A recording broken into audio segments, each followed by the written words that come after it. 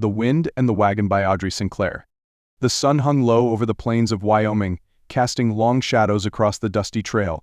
The wind carried the scent of sagebrush and the faint tang of distant rain, though no clouds marred the vast expanse of sky. Clara Hayes adjusted the brim of her worn bonnet, squinting against the glare as she guided the oxen forward. The wagon creaked and groaned, its wooden wheels grinding against the uneven terrain. She had been on the trail for months, her hands calloused from the reins, her spirit tempered by the relentless journey westward. Clara was no stranger to hardship. At 24, she had buried her father in Missouri, sold their farm to pay his debts, and set out for California with little more than a wagon, 2 oxen, and a determination to start anew. She had no family left, no sweetheart waiting for her, no promises of a better life, only the stubborn belief that the West held something for her, something she couldn't name but felt in her bones. The sound of hoofbeats broke her reverie. Clara turned, her hand instinctively reaching for the rifle at her side. A rider approached, his silhouette sharp against the horizon. As he drew closer, she saw he was a man in his early 30s, his face weathered by sun and wind, his dark hair streaked with strands of silver.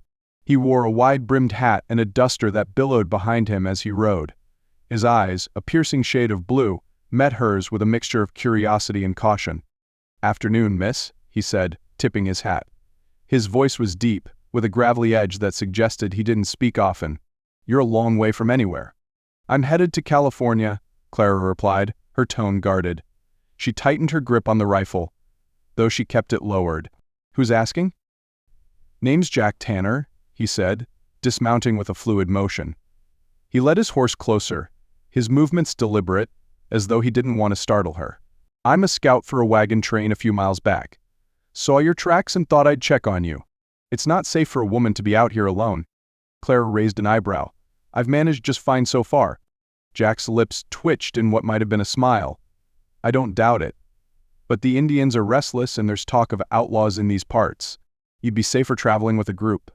She studied him for a moment, weighing his words. He didn't seem like the type to spin tales, but Clara had learned the hard way that trust was a luxury she couldn't afford. "I appreciate the concern, Mr. Tanner, but I'm not looking for company." He nodded, as if he'd expected her answer. "Suit yourself. But if you change your mind, the wagon train's camped by the river. Can't miss it." He swung himself back into the saddle and tipped his hat again. "Good luck, ma'am." Clara watched him ride away, a faint unease settling in her chest. She hadn't seen another soul in days, and the encounter left her feeling both unsettled and oddly intrigued. Jack Tanner was a man who carried himself with quiet confidence, the kind of man who seemed to belong to the land as much as the land belonged to him. She shook off the thought and urged the oxen forward, determined to put as much distance between herself and the wagon train as possible. The river was a ribbon of silver in the moonlight, its surface rippling with the reflection of the stars. Clara sat by the fire, her knees drawn up to her chest, her gaze fixed on the flames. She had decided to camp for the night, the oxen tethered nearby, their low grunts a comforting sound in the stillness. The encounter with Jack Tanner had lingered in her mind, and though she told herself she had no need for his help, the thought of outlaws and restless Sioux made her uneasy. The sound of a twig snapping made her freeze. She reached for the rifle, her pulse quickening as she scanned the darkness. A figure emerged from the shadows, and for a moment, her breath caught, but it was only Jack. "Evening," he said, his voice low. He held up his hands to show he meant no harm. "Didn't mean to startle you." Clara lowered the rifle, though she didn't set it down. "What are you doing here?" "I came to check on you," he said, stepping into the circle of firelight. "You're still a ways from the river, and I thought you might want some company." She frowned. "I told you I'm not looking for company." Jack crouched by the fire, his movements slow and deliberate. "I know. But the trail's a lonely place, and it's not often I meet someone who's as stubborn as I am." Clara couldn't help the small smile that tugged at her lips. "Stubborn, huh? You've got grit," he said, his blue eyes meeting hers. "I respect that. But even the grittiest folks need a little help now and then." She hesitated, then gestured to the spot across the fire. "Sit, if you want. But I'm not joining your wagon train." Jack nodded, settling himself on the ground. He pulled a flask from his coat and offered it to her. "Whiskey?" Clara shook her head. "I don't drink." "Suit yourself," he said, taking a swig before capping the flask and tucking it away. They sat in silence for a while, the crackling of the fire the only sound between them. Finally, Jack spoke again. "What's waiting for you in California?" Clara stared into the flames, her expression thoughtful. "A fresh start. Maybe a piece of land. Something to call my own." Jack nodded, as if he understood. The West has a way of calling to folks, promising them things they didn't know they were looking for. "What about you?" she asked, turning her gaze to him. "What are you looking for?" He was quiet for a moment, his eyes distant. "I used to think I was looking for something. Now I think I'm just trying to outrun what's behind me."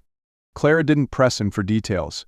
She knew what it was like to carry the weight of the past, to feel it chasing you like a shadow. Instead, she asked, "How long have you been scouting?" 10 years, he said. "Started out as a trapper, then a guide. Seen more of this country than most folks ever will." "Do you ever get tired of it?" she asked. "The wandering, I mean." Jack's lips curved into a faint smile. "Sometimes. But the land gets under your skin. Makes it hard to stay in one place for too long." Clara nodded, feeling a strange kinship with him.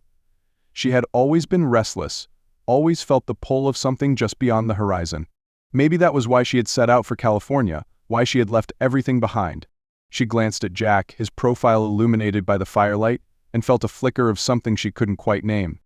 The days turned into weeks, and Clara found herself traveling with the wagon train after all.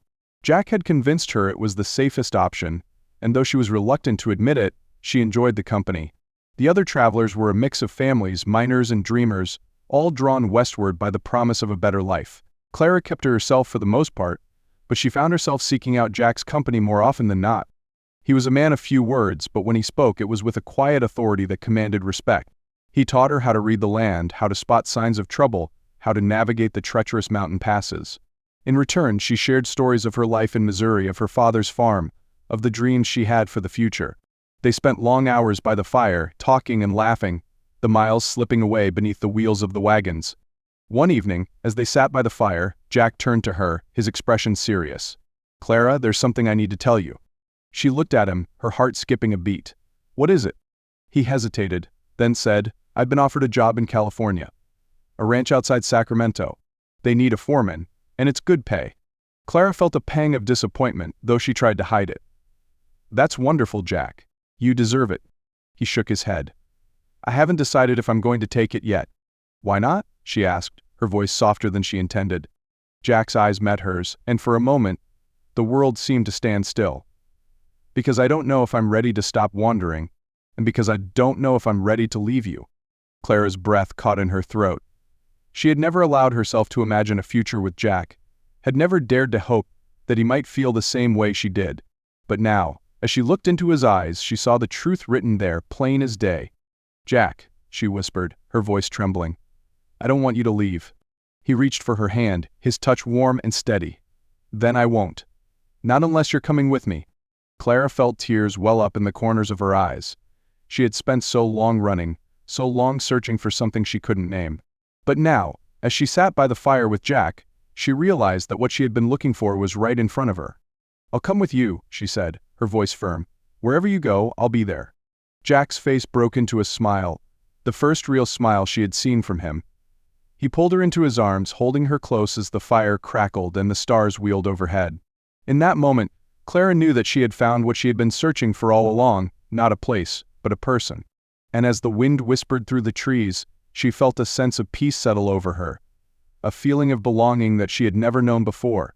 The ranch outside Sacramento was everything Jack had promised and more. The land was fertile, the air crisp and clean, and the mountains rose in the distance like sentinels guarding their new home. Clara stood on the porch of the small cabin they had built together, her hand resting on the railing as she watched the sun set over the horizon. Jack came up behind her, wrapping his arms around her waist and pulling her close. "What are you thinking about?" he asked, his breath warm against her ear. Clara leaned back against him, a smile playing on her lips. "I was thinking about how far we've come, how much has changed." Jack pressed a kiss to the top of her head.